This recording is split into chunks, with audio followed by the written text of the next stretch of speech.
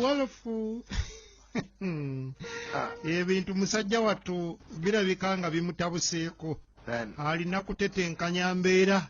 Ddala omuntu amufanya atya naye linda muko. Ddala. Ddala.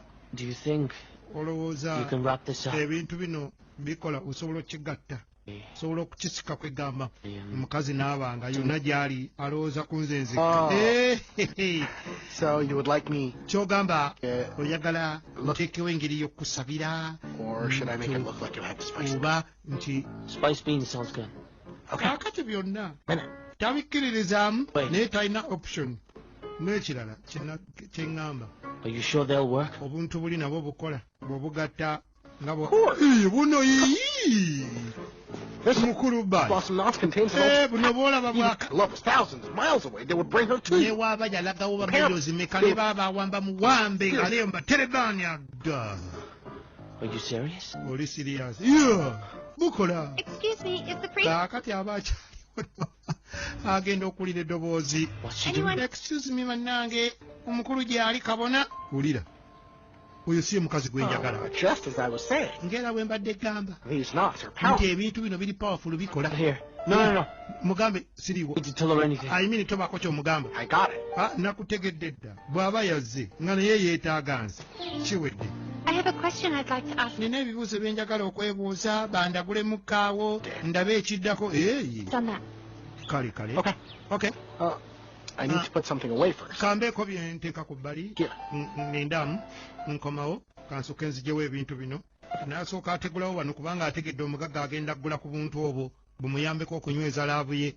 Nakati obwo n'asooka abuggyawo alyoka adde bulungi alagule ono. Kumbe wolofu ali munda yeetegereza bannange yeye yennyini yeye buntu buno nno bwange banga bukola bumusisa amangu ago.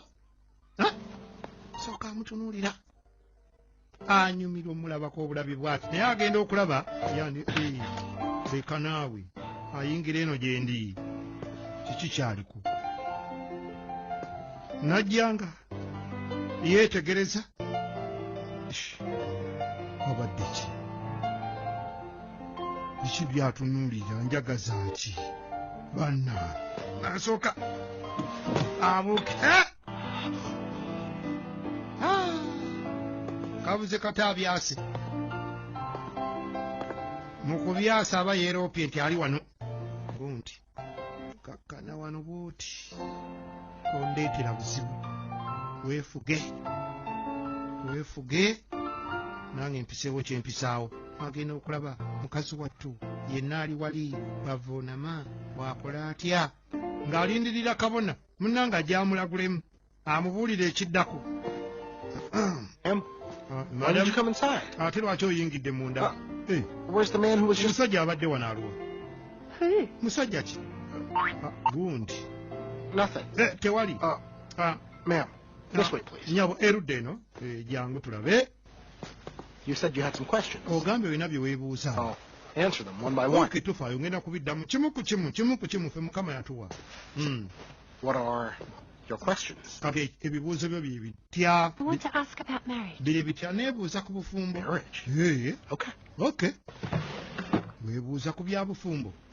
Kaakati first, write 3 words okusooka on this piece of paper. Sooka owandiika ebigambo bisatu. There should be 3 words that come into your mind first. Ku lupapula luno biteekeddwa okuba nga bye bigambo ebikuli ku mutima bisatu.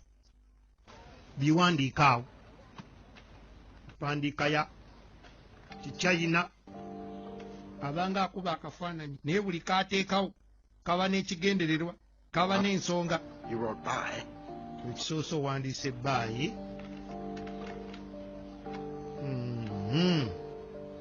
Wansi nazzaako. And Sean. Sean kyeyune. And the last is Shin. Neyeesembyayo. Okay. Katulabe. By. The first character represents your deepest self. Kakati. Most important. Ekisooka kitegeeza omuntu akuli ku mutima oba ekigambo. The second character ekyokubiri practical self. Kitegeeza inner monitor to control, zoom, or what you think. ekintu ekigezaako kontrolinga naye nga nawe tomanyi kyakkola. And the last character N'ekisembayo represents your essence. kitegeeza gwe kennyini ky'oli Do you ky'oyagala. want to follow the first character Oyagala or the second character? kukola kutya goberera kigambo kisoose kyakubiri oba ekisembayo. Who will be the love of my life then? Abo bombi bantu benjagala naye ku bonna aliwa gwe mba nfumbirwa. Let's take a look at the character by. Katutandike kalakita bbayi. The first stroke of this character, Akasooka waggulu just like a knife. kasongovu ng'ekiso. And this part below, it means the sun. Naye ate eno The sun paati eno is masculine. etegeeza saani Moon is feminine. n'omwezi, And the sun means a man. ate nga saani etegeeza musajja, So the character by, moon etegeeza omukyala. character.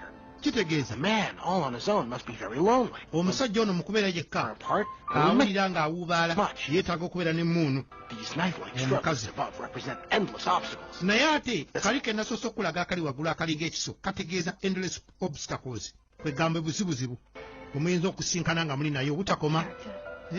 Ate omulala Better choice? ate omulala When I look at this character, bwe ntunulira kalakita I see ono a lot of bad luck. ndabamu ebizibu bingi See ebisiraani. here, the lower part looks like a vessel Wano walinga vessel full of blood. omusibo oguyiwa omusaayi, Blood come from?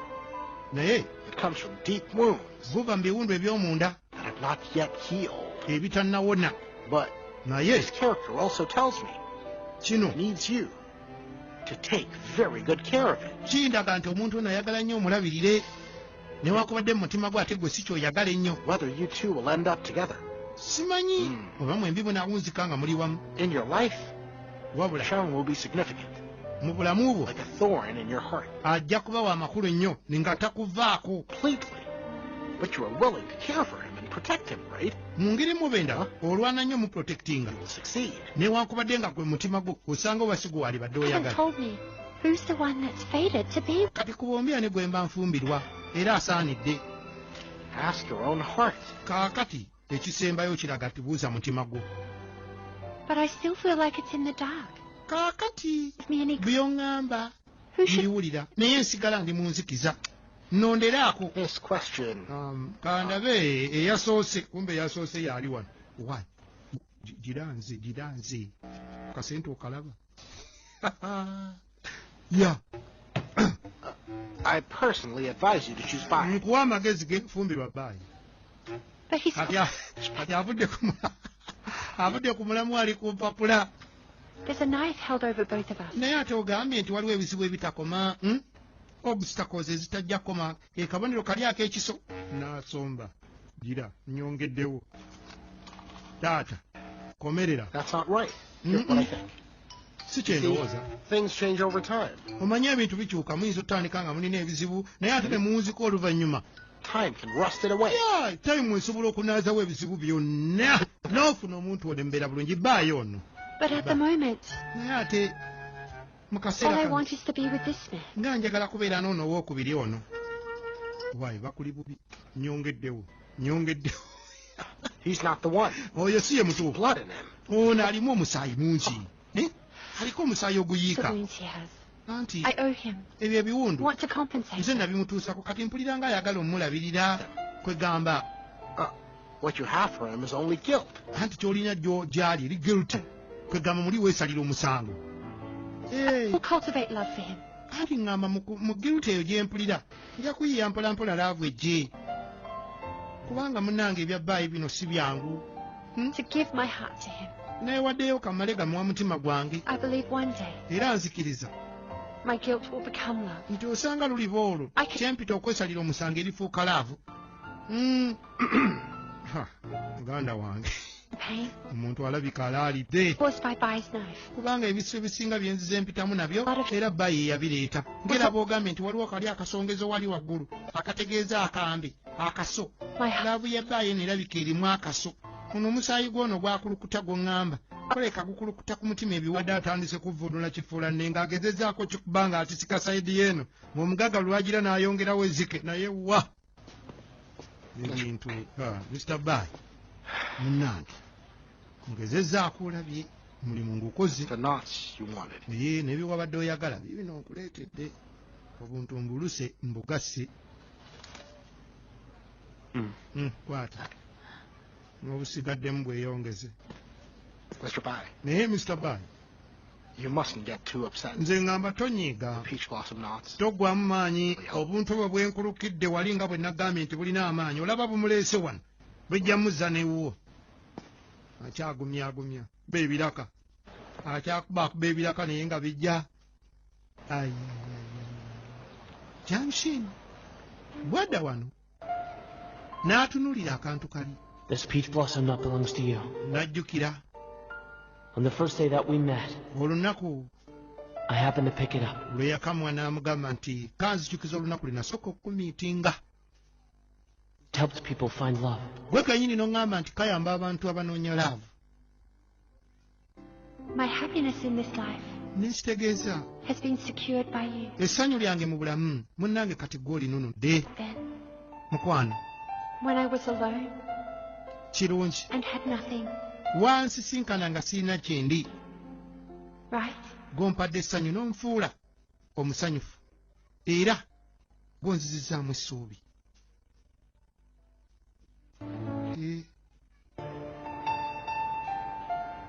mukazi wattu byonna abijjukira nga mutuufu bayi yabikola Dear God, mukama katonda wange there are things waliwo that I can't say to anyone, ebintu bye sisobola gamba muntu yenna that I can't even allow era inside my heart. nga saagala kubikkiriza mu mutima gwange So, n'olwekyo this will be the last time I say it. guno gwe gusembayo okubyogerako Dear God, please katonda wange nkwegayiridde keep him safe bambi mukuume nga mulamu and healthy era ng'ali bulungi for ddala me.